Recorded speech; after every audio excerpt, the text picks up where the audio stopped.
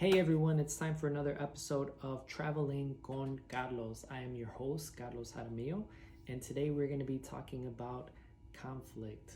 What is conflict? Well, for one thing, conflicts have arisen since the beginning of time, and to be brutally honest, are not going anywhere anytime soon.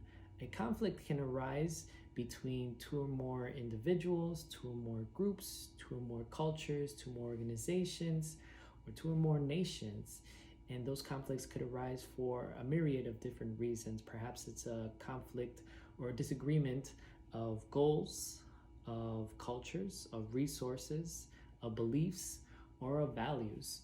So let's get down to the different types of conflicts. Well, for one, you have interpersonal, which involve two or more people. You have intercultural, which involve two or more cultures. You have interorganizational, which, as you can imagine, involve two or more different organizations. And you also have international, which involve two or more different nations. Two examples that are very relevant today in terms of conflict. One, what's going on in Jerusalem. Both Palestine and Israel claim Jerusalem as their homeland. And so that is a clear-cut example of an intercultural conflict. An example of an international conflict is what's going on right now in Russia and Ukraine. Vladimir Putin decided to invade Ukraine a few weeks ago, and since then, the world has been impacted by this ongoing conflict that has taken over the world for the past several weeks. So now that we talked a little bit about some examples of conflict, how about conflict resolution? What can you do to manage a conflict? Well, there's 5 things that come to mind. For one, you can avoid a conflict.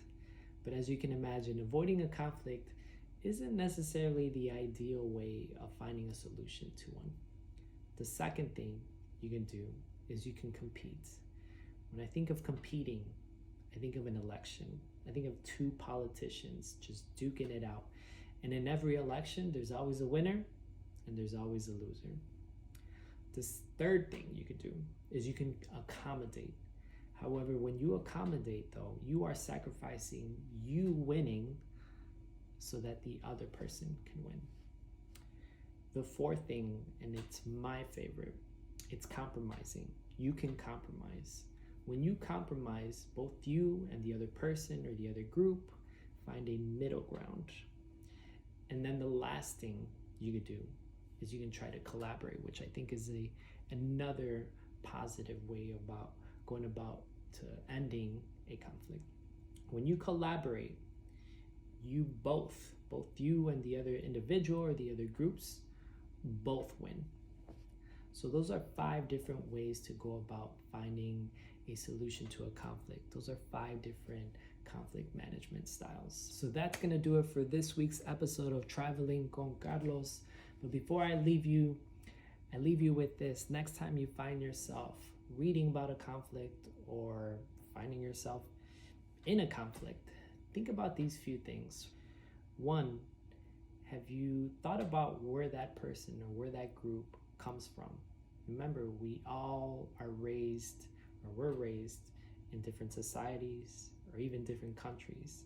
And so each country comes from a different background and looks at the world, looks at work, looks at culture, looks at politics in very different perspectives from us.